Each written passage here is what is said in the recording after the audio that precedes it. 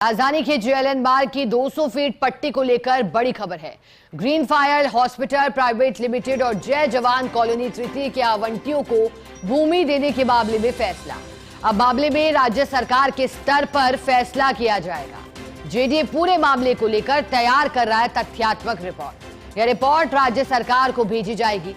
इस रिपोर्ट के आधार पर सरकार स्तर पर फैसला होगा। वर्ल्ड ट्रेड पार्क के सामने स्थित 23,633 वर्ग गज भूमि का मामला है। पिछली भाजपा सरकार में जेडीए ने यहां विकसित की थी हरियाली।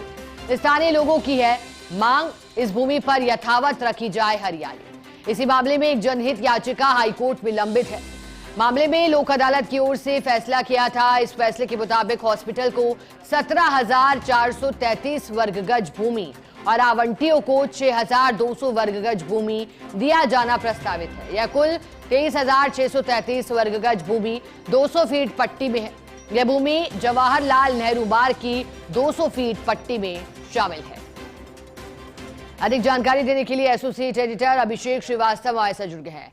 अभिषेक, जानकारी जरा दीजिएगा। जेएलएन मार्ग की 200 फीट पट्टी को लेकर के जानकारी मिल रही है। Green fire hospital private limited, इसके साथ ही जय जवान कॉलोनी तृतीय के भूमियों को आवंटित देने के मामले में फैसला हुआ है। अब फैसले में क्या कुछ सामने आ पाया? राज्य सरकार के स्तर पर भी फैसले लिए जाने की बात सामने आई है।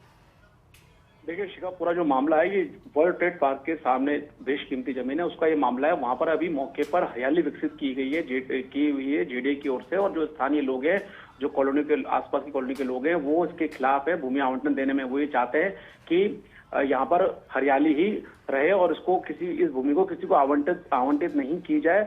और इसको लेकर हाईकोर्ट में जनहित याचिका भी लंबित है। शिखा, अगर पूरे मामले की बात करें तो ये मामला सितंबर 2003 से चल रहा है।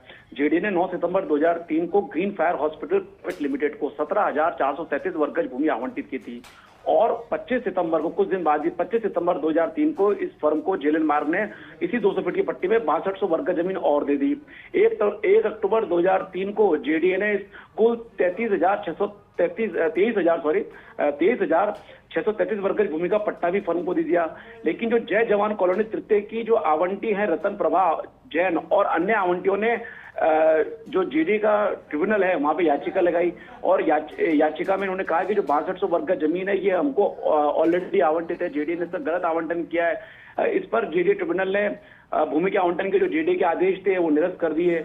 इसके खिलाफ जो green fire hospital private limited थी वो हाईकोर्ट की एकल पीठ में चली गई। हाईकोर्ट ने रिट स्वीकार कर ली।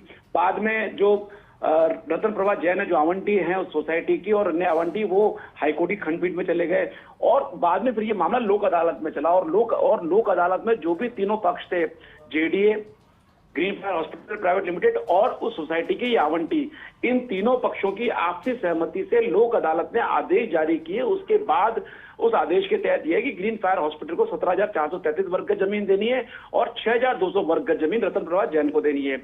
इसमें जेडीए की सहमति शामिल थी। और बड़ी बात शिखा इसमें यह भी है कि तत्कालीन मुख्यमंत्री वसुंधरा राजे के समय उन्हीं के निर्देश पर यहाँ पर हरियाली विकसित की गई थी, क्योंकि यहाँ पर गंदगी थी, कचरे का ढेर था। तो जब तत्कालीन मुख्यमंत्री वसुंधरा राजे जब वहां से गुजरी तो उन्होंने जेडीए अधिकारियों को निर्देश दिए कि ये जो गंदगी और कचरे के ढेर हटाया जाए और यहाँ पर पार्क डेवलप जो है हरियाली विकसित की जाए। और ये मामला जब जेडीए ट्रिब्यूनल में चला तब जेडीए की ओर से ये भी कहा गया है कि ये जो हमने हरियाली विकसित की है ये हमने यहाँ पर स्थायी तौर पर विकसित नहीं की है, ये उन्होंने स्पष्ट कहा था। तो उस समय जेडीए का स्टैंड यही था कि ये हरियाली जो भी विकसित की है ये स्थायी तौर पर नहीं की है। और लोक अदालत का फिर बाद में फैसला आ गया पिछली कांग्रेस सरकार के काल में, जो अंतिम कार्यकाल था उस दौरान। और उसके बाद फिर ये मामला चला तो तब जेडीए ने जब विधानसभा चुनाव नजदीक थे इस मामले को होल्ड पर रख दिया। अब ये मामला वापस चल रहा है क्योंकि हाईकोर्ट में याचिका लंबित है। और इस मामले को लेकर जेडीए आयुक्त आनंदी के निर्देशन में इसकी तथ्यात्मक रिपोर्ट भी तैयार की जा रही है, जिसमें यह भी पता लगाया जा रहा है कि जो उस समय लोक अदालत में जेडीए की ओर से सहमति दी गई थी, किस आधार पर दी गई थी और किस स्तर पर दी गई थी। और तमाम सारे पहलुओं के आधार पर तथ्यात्मक रिपोर्ट तैयार की जा रही है और इस रिपोर्ट को सरकार को भेजा जाएगा ताकि सरकार ही इसमें फाइनल फैसला ले। क्योंकि शिखा, इसमें ये भी एक बड़ी बात थी कि जब विधानसभा चुनाव नजदीक थे तब उस समय जो कांग्रेस की प्रत्याशी थी अर्चना शर्मा इन विधानसभा चुनाव 2023 की हम बात करें, और जो भाजपा के प्रत्याशी थे कालीचरण सराफ, उन्होंने भी भूमि आवंटन का विरोध किया था और तत्कालीन जेडी आयुक्त से मिलकर ज्ञापन भी दिया था।